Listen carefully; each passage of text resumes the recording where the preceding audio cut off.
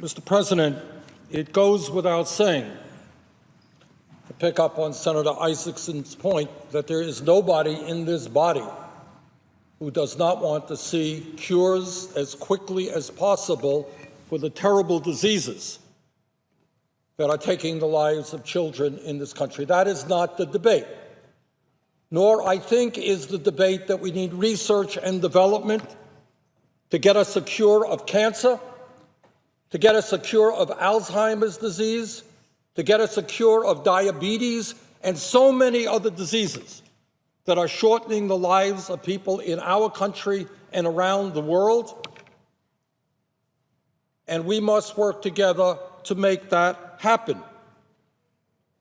In my view, if we understand that it is imperative that we try to come up with cures to these terrible diseases, there is no debate, I would hope, that the United States government and institutions like the National Institute of Health and the Food and Drug Administration must play, as they have historically done, a major role in finding cures for these diseases, easing suffering and expanding life expectancy. I don't think there are too many people here who would disagree with that. But in order to do that, it is clear that we are going to require a well-funded National Institute of Health and a well-funded Food and Drug Administration. And I must say, it is beyond my comprehension that year after year my Republican colleagues appear to work overtime to provide tax breaks to billionaires, yet refuse to adequately fund the NIH or the Food and Drug Administration.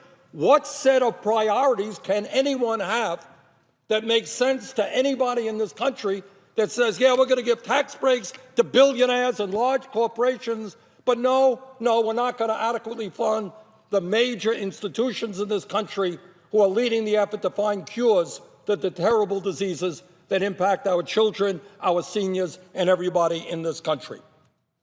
I would hope that my Republican colleagues listen to the American people and get their priorities right. Poll after poll says no more tax breaks for the rich. Let's invest in health care. Let's invest in cures to the children's diseases that Senator Isaacson talked about, to cancer, to Alzheimer's, and all the rest.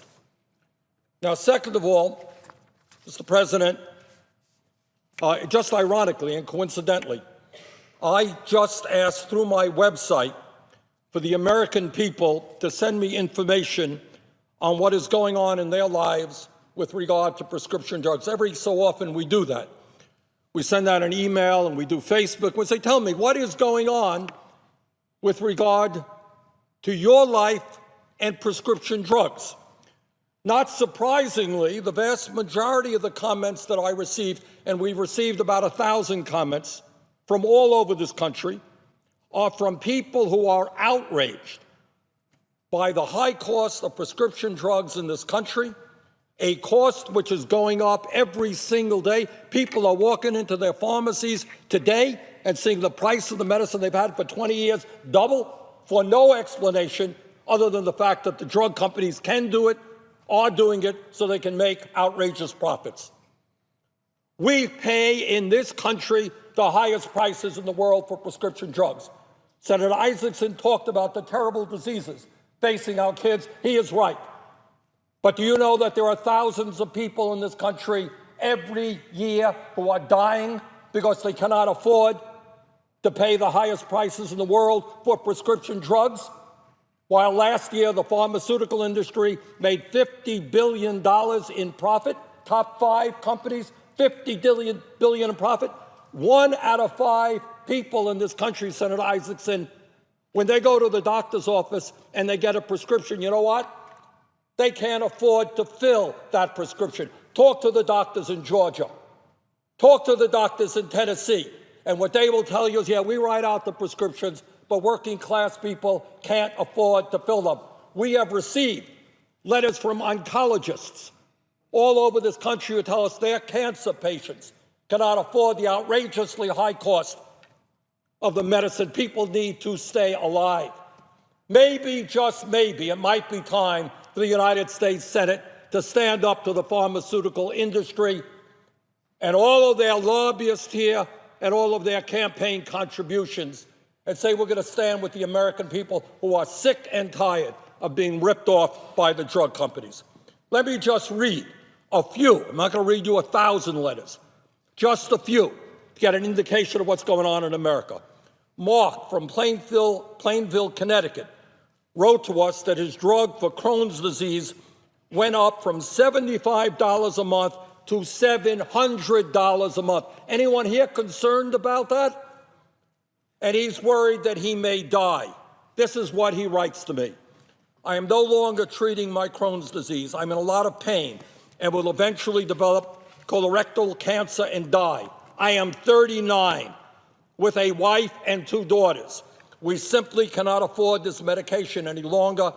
I've had to leave my job and I'm now trying to freelance from home with no success for 4 months. Our home is about to be foreclosed. Is that of interest to my Republican friends, or is that not important? Amanda from Bartlesville, Oklahoma, shared this story of her husband's gout medication. He pays more than $300 a month for a medicine that was $4 in 2010. Maybe somebody can explain to me how a medicine was $4 in 2010 at $300 a month now. He is now disabled because he cannot afford the medicine he needs. Heather in Taos, New Mexico, she writes she cannot afford her EpiPen. We've heard a whole lot about the high price of EpiPen. She said, I basically haven't had one in years that's not expired. Just hope I don't get stung or I will die, end of quote. John in Anchor Point, Alaska, cannot afford his insulin, which jumped from $1,400 to $1,600.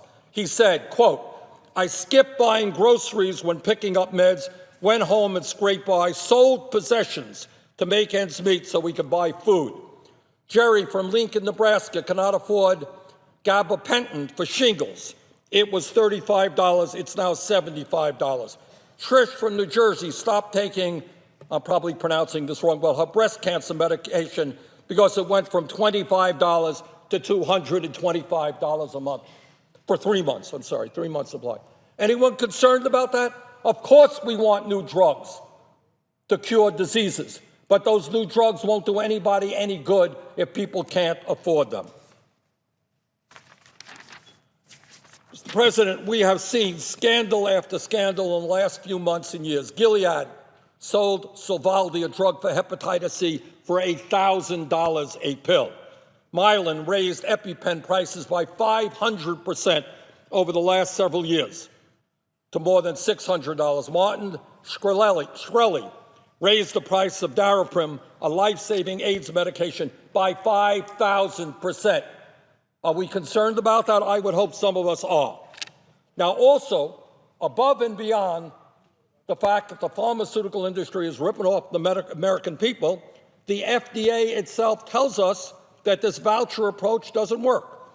The GAO, the Government Accountability Office, released a report in March that found that there is no evidence this program works to incentivize drug development. Not only does the program not work, it actually slows down the review time of drugs that are clinically important. When one of these vouchers is used, that means FDA staff must take time away from reviewing priority medications in order to review drugs that have bought a pass to the front of the line. By moving one drug faster, more important drugs may move slower. What we do know is that these vouchers sell for hundreds of millions of dollars. Just one recent example from last year, drug company United Therapeutics sold a priority review voucher to another major drug company, Abivai, for $350 million. Mr. President, while nearly 1 in 5 Americans can't afford to fill their prescriptions, the top 5 drug companies made a combined $50 billion in profits last year. There are many reasons why we pay such outrageous prices, but one reason is we continue passing laws written by the pharmaceutical industry and their lobbyists year after year after year. I believe that the American people should know that the pharmaceutical industry has spent more than $3 billion on lobbying since 1998. How's that? Democracy at work. Drug companies charge us the highest prices in the world, and the pharmaceutical industry spends $3 billion on lobbying. They're all over these places, well-priced lobbyists trying to get us to pass pharma legislation. Just last year, the pharmaceutical industry spent $250 million on lobbying and campaign contributions and employs some 1,400 lobbyists. Maybe the working families of this country need some protection against these lobbyists. Mr. President, I certainly want to do everything I can to see that this country comes forward with cures to children's diseases and diseases that impact so many Americans of all ages. But we have to have the courage to start taking on the pharmaceutical industry and representing the American people. So I am offering an amendment that I hope will be passed along with Senator Warren, which would extend this program, which is going to expire, as I understand it, at the end of September, to the end of the year. That will give us an additional 3 months to work together to come up with some serious legislation that addresses not only children's issues, but the health care and needs of millions of Americans in general. So I look forward to working with my friends on the other side to come up with a good solution to protect the American people at the outrageously high cost of prescription drugs in this country. With that, I got to read. Reserving the right to object, would the senator modify his request to include the Sanders amendment, which is at the desk?